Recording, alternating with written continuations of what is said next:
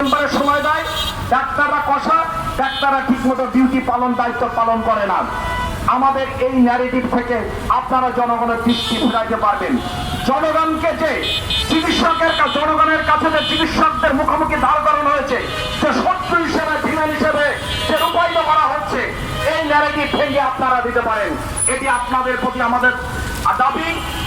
আমরা জনগণের বন্ধু, জনগণের সেবক, আমরা এই দেশের মানুষ, আমাদের ভাই বোন আত্মস্বজন আপনারা।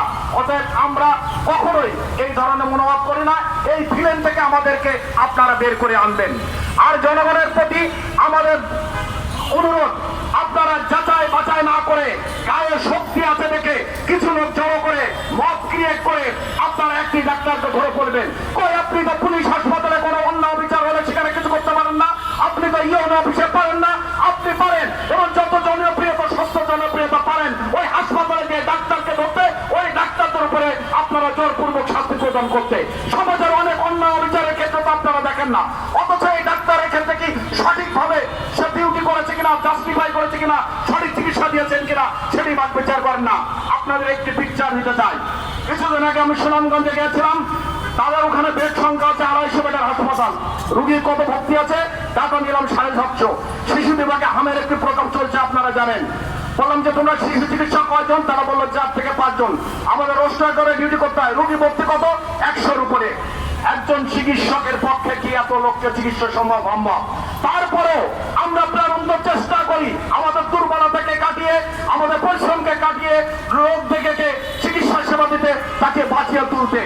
আমাদের এই আত্মোপলব্ধি, আমাদের এই চেষ্টাকে আপনারা জনগণের সামনে তুলে ধরবেন। আমার সর্বশেষ দাবি, আমাদের এই বর্তমান সরকারকে, যারা জনগণের প্রতি অত্যন্ত কমিটমেন্ট, যে প্রধানমন্ত্রী জনগণের যে কোনো সমস্যা দ্রুততার সাথে সমাধান করে, যেমন নাসিরকে দ্রুততার সময় ঢাকাতে এনে তার উন্নত চিকিৎসার ব্যবস্থা বর্তমান প্রধানমন্ত্রী করেছে। এর জন্য আমি বর্তমান প্রধানমন্ত্রীকে ধন্যবাদ দিতে চাই।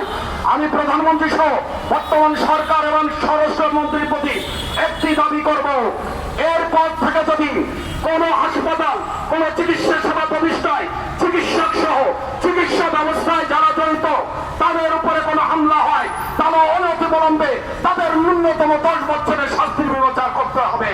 তাদের মামলাগুলো দ্রুত ট্রাইব্যুনালে পাঠাতে হবে, এবং চিকিৎসকরা যদি মৃত্যুবরণ করে বা মারাত্মক জখম হয়, তাহলে যারা হামলাকারী হয়েছে তাদেরকে সর্বোচ্চ শাস্তি মৃত্যুদণ্ডের বিধানের আইন করতে হবে। এটি দাবি রেখে পরিশেষে আমাদের যে নাসিরের জন্য আজকে মানববন্ধন, তার দোষীদের উপযুক্ত সর্বোচ্চ দাবি করে আমি আমার বক্তব্য শেষ করছি। ধন্যবাদ। বাংলাদেশ জিন্দাবাদ। ডক্টর সুশীল বাংলাদেশ জাত জিন্দাবাদ। ধন্যবাদ মেহেদী ভাইকে অত্যন্ত সুন্দর এবং সাবলীল বক্তব্য রাখার জন্য। এখন আমাদের মাঝে বক্তব্য নিয়ে আসছেন ডক্টর সুশীল বাংলাদেশ ক্যাবের সেটাই আমরা দেখতে পাচ্ছি। শিবাসালার অ্যাসোসিয়েট প্রফেসর এবং ক্যাবের